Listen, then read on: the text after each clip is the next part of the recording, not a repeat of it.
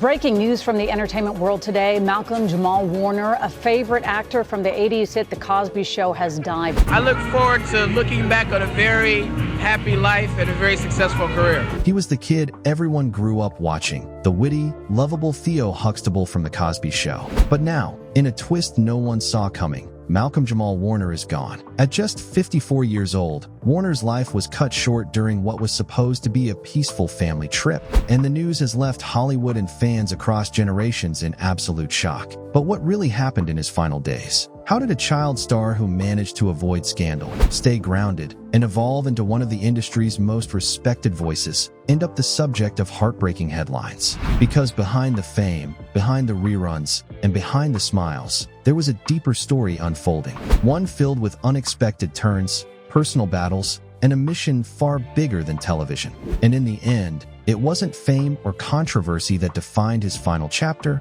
but something far more human. The rise of a star. Long before podcasts, primetime dramas, and public statements, Malcolm-Jamal Warner was just a kid with talent and a shot at something big. That shot came in 1984 when he landed the role of Theo Huxtable on The Cosby Show. At just 14 years old, Warner stepped into the living rooms of millions and never really left. As the only son of Cliff and Claire Huxtable, Theo was more than just comic relief. He was relatable. He messed up, talked back, struggled in school, and grew up in real time. For so many young black viewers, he was the first TV character who looked like them and acted like someone they actually knew. And for the rest of America, he was a bridge, showing a version of black family life that was loving, educated, and layered. The show didn't just dominate ratings, it changed culture. And for Malcolm, it changed everything. He once said, "That show wasn't just the #1 show in America, it was the #1 show in the world." And it showed. His face was everywhere, and his name carried weight. But unlike many young stars swept up in the spotlight, Warner had something rare, grounding.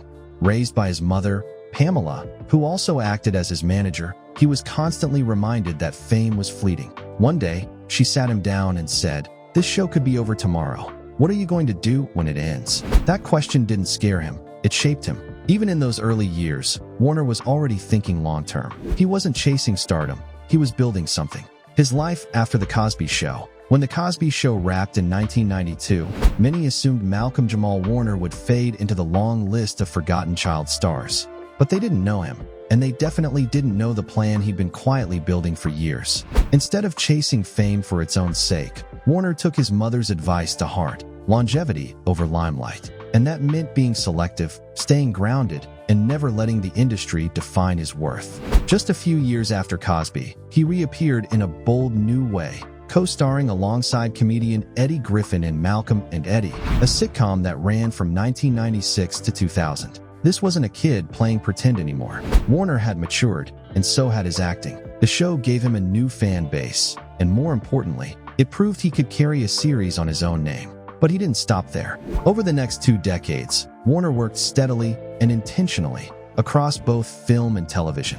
He took on dramatic roles that showed a different side of him, from Alex Reed in Read Between the Lines with Tracee Ellis Ross, to appearances in Suits, Major Crimes, and even a powerful arc on 911, where he reunited with longtime friends Angela Bassett and Peter Krause. Behind the scenes, Warner was just as versatile. He directed, produced, and wrote poetry. He wasn't chasing headlines. He was carving out a career with depth. And while many actors his age were still clinging to past roles, Malcolm-Jamal Warner was already on to the next chapter, always evolving, always staying true to who he was. Public legacy versus private turmoil. For years, Malcolm-Jamal Warner carried something heavier than fame: the complicated legacy of The Cosby Show. It was the role that launched his career and made him a household name. But after decades of praise, that legacy was suddenly under fire. In 2018, Bill Cosby was convicted of sexual assault, a moment that shattered public perception of the man once called America's dad. Although the conviction was overturned in 2021, 5 more women later came forward with disturbing new accusations. For Warner, the fallout was painful. While he never defended Cosby's alleged actions, he also didn't turn his back on the show that had shaped his life. He spoke candidly about it, saying, "Regardless of how some people may feel about the show now, I'm still proud of the legacy." For him, The Cosby Show wasn't just about one man. It was about representation. It was about black families being shown in a way that America had never seen before. Still, walking that tightrope wasn't easy. Every interview, every press appearance came with questions and quiet judgment. Behind the calm, confident demeanor, there had to be frustration. After all, how do you separate your identity from a show that changed your life? When that show is now a cultural flashpoint, Warner never lashed out, never lost control. Instead, he focused on what he could, staying true to his values, honoring the positive impact of the show, and quietly forging his own path, one that didn't rely on anyone else's reputation. And while the public tried to define him by the controversy surrounding someone else, Warner refused to be reduced to a side character in someone else's scandal. A surprising new chapter, the podcast. Just when it seemed like Malcolm-Jamal Warner had done it all, sitcom star, dramatic actor, director, poet, he surprised everyone with a deeply personal new venture. In June 2023, he launched a podcast called Not All Hood, and it may have been his most meaningful project yet. This wasn't about celebrity gossip or chasing clicks. It was about truth, real, uncomfortable, healing truth. Alongside co-hosts Wussy Baraka and Candace Kelly, Warner used the platform to dive into mental health, identity, and the raw complexities of Black life that often go unspoken. He said it best himself. It's a place where I feel safe enough to be as vulnerable as I allow myself to be. The goal wasn't to preach or to perform. It was to explore, to challenge the idea that the Black community is a monolith, to unpack the narratives that mainstream media either distorts or ignores altogether. From Black love and fatherhood to trauma, masculinity, and cultural pressure, Not All Hood wasn't just a podcast. It was a lifeline. Warner believed that healing started with honesty. And for a man who grew up in front of the camera, this audio-only space allowed him to finally speak without filters. He wasn't just playing a role anymore. He was revealing himself. Listeners were drawn to that honesty. They saw a man who had navigated fame, kept his integrity, and was now using his voice for something bigger than entertainment. He wasn't trying to reclaim the spotlight. He was trying to reclaim the narrative. But tragically, just as this new chapter was beginning, it would also be his last. The final trip, what happened? It was supposed to be a simple getaway. A quiet, private family trip, far from the cameras, the deadlines, the constant expectations. For Malcolm-Jamal Warner, it was a moment to breathe, to reflect, and maybe even recharge before diving deeper into his podcast work. But what was meant to be peaceful turned tragic in the most unimaginable way.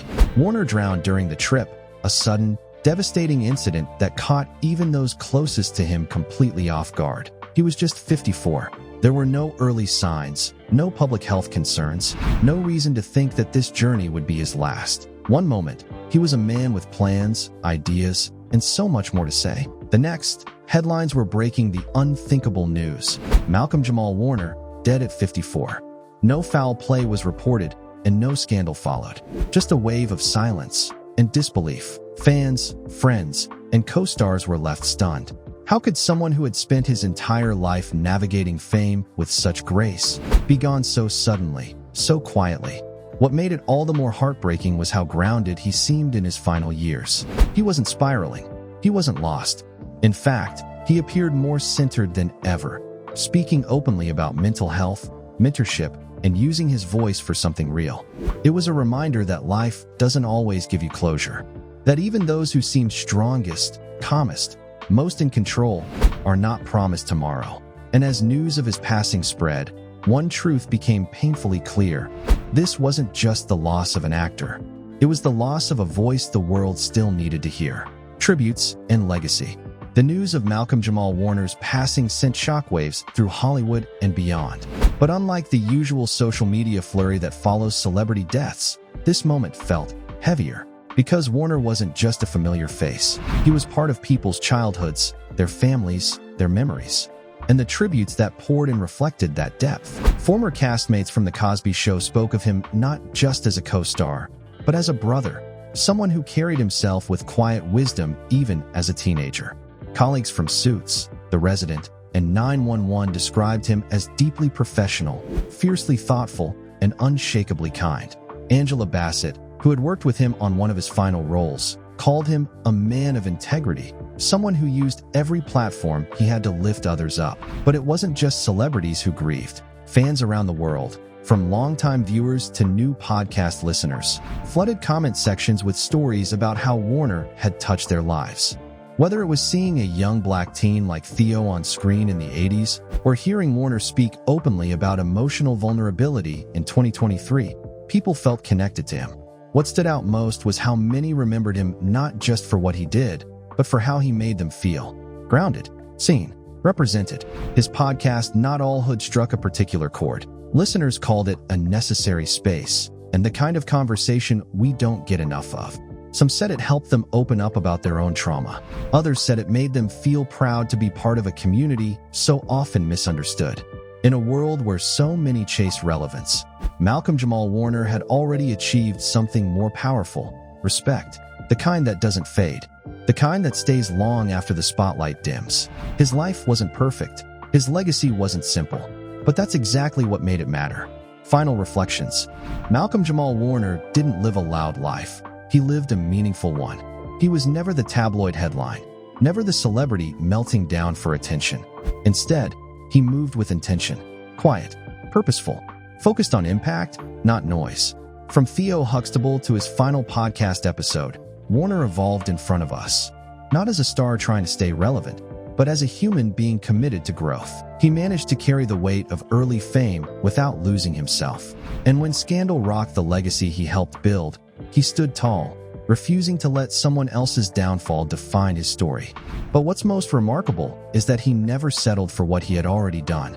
Just months before his death, he was creating, exploring, speaking out, reaching into the hearts of listeners who needed to hear that it was okay to be vulnerable, to question, to heal. And now, that voice is gone, yet somehow it still echoes. In every young actor inspired by his grace.